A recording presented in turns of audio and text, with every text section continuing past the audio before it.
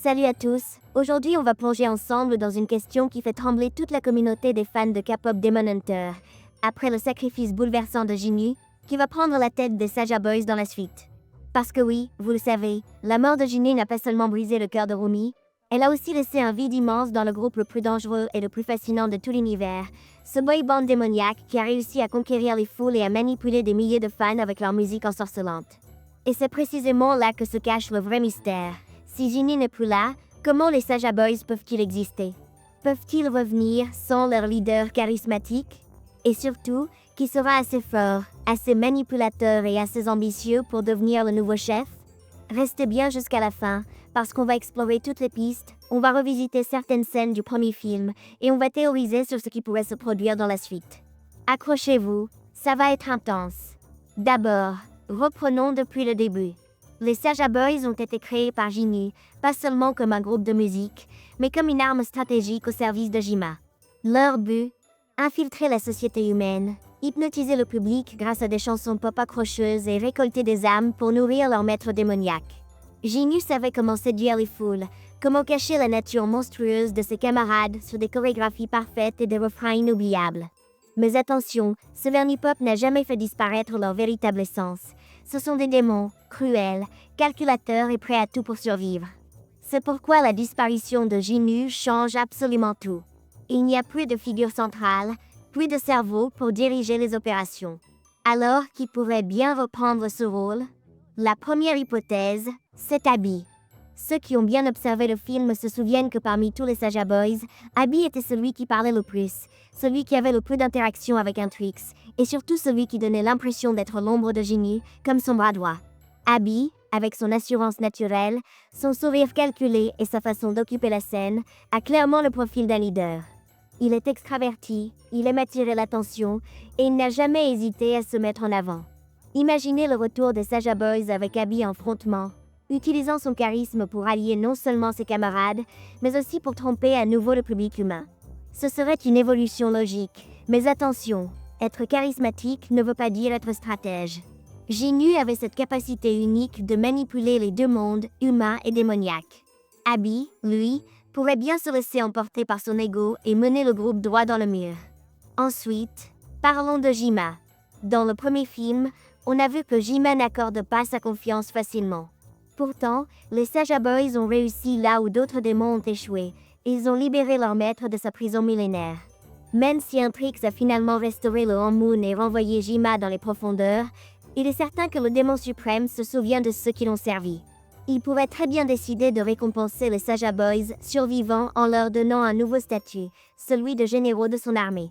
Et dans ce cas, le leader ne serait pas seulement choisi par le groupe, mais désigné par Jima lui-même.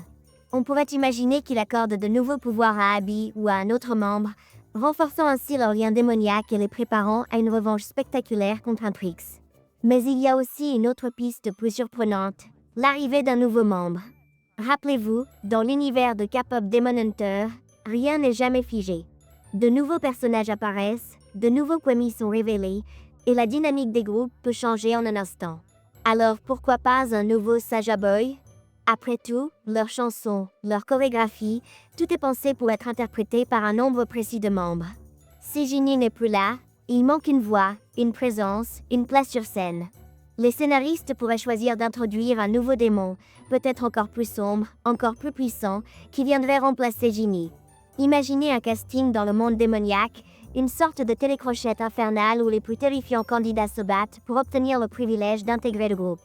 Cela apporterait une touche à la fois humoristique et effrayante, et surtout cela redonnerait au groupe une force nouvelle. Et si, au contraire, les Saja Boys décidaient de changer radicalement de stratégie? Jusque-là, leur image était polissée, pastel, séduisante. Ils jouaient sur l'innocence et la légèreté pour tromper les fans. Mais maintenant qu'ils ont été démasqués, pourquoi continuer à faire semblant? Ils pourraient revenir en embrassant pleinement leur côté démoniaque, avec un look plus sombre, des chansons plus agressives et une présence scénique menaçante. Ce serait une sorte de rebranding. Fini les refrains légers, place à des hymnes inquiétants qui parlent de vengeance, de douleur et de pouvoir.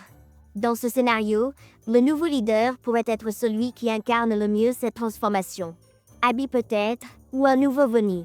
Mais ce qui est sûr, c'est que le groupe deviendrait plus dangereux que jamais, parce qu'il n'aurait plus besoin de masquer sa vraie nature. Bien sûr, il y a aussi la possibilité que Baby Saja prenne plus d'importance. Jusqu'ici, il jouait le rôle du McNay, le plus jeune, avec son image innocente et sa casquette jaune reconnaissable. Mais rappelez-vous de cette scène étrange où il avale une bouteille entière de sauce piquante sans broncher, puis lâche son fameux beau gaga qui a laissé tout le monde perplexe. Beaucoup de fans pensent que c'était un moment où son masque glissait, où l'on voyait enfin le démon derrière la façade. Et si Baby Saja, en vérité, cachait une puissance insoupçonnée? Et si c'était lui, l'héritier secret de Ginyu, celui qui attendait son heure pour sortir de l'ombre? Un Baby devenu leader serait un twist choquant, mais il collerait parfaitement à l'esprit du film. Ne jamais juger un personnage par son apparence. Et n'oublions pas une dernière hypothèse. Et si le véritable nouveau leader n'était pas un des Saja Boys, mais quelqu'un d'extérieur? Un ancien chasseur corrompu, un démon supérieur jamais encore révélé, ou même le père de Rumi? Oui, parce qu'on n'a jamais vraiment exploré ce mystère. On sait que Rumi tient ses marques de son père démon, mais on ne connaît ni son identité ni son histoire. Et si ce démon réapparaissait, décidé à prendre le contrôle des Saja Boys pour préparer une revanche contre sa propre fille? Ce serait une façon incroyable de lier encore plus l'histoire personnelle de Rumi avec l'intrigue principale, tout en donnant aux Saja Boys une figure paternelle et autoritaire pour les diriger. Alors, quelle théorie vous séduit le plus? Abby en nouveau frontement charismatique mais imprudent? Baby qui révèle enfin sa vraie nature démoniaque? Un nouveau membre choisi lors d'un casting infernal? Ou bien une figure extérieure, imposée par Jima ou par le destin? Ce qui est certain, c'est que les Saja Boys n'ont pas dit leur dernier mot. Ils ont survécu à la première bataille, ils ont encore la faveur de Jima, et leur désir de vengeance est intact. Leur retour dans K-pop Demon Hunter 2 pourrait marquer un tournant dramatique, et le choix de leur leader décidera non seulement de leur avenir, mais aussi de celui de l'intrigue et du monde entier. Et maintenant, c'est à vous de jouer. Dites-moi en commentaire, qui voyez-vous à la tête des Saja Boys dans la suite? Est-ce que Ginyu est vraiment perdu à jamais, ou pourrait-il revenir d'une façon inattendue? Est-ce que le groupe va s'effondrer sans lui, ou renaître encore plus fort?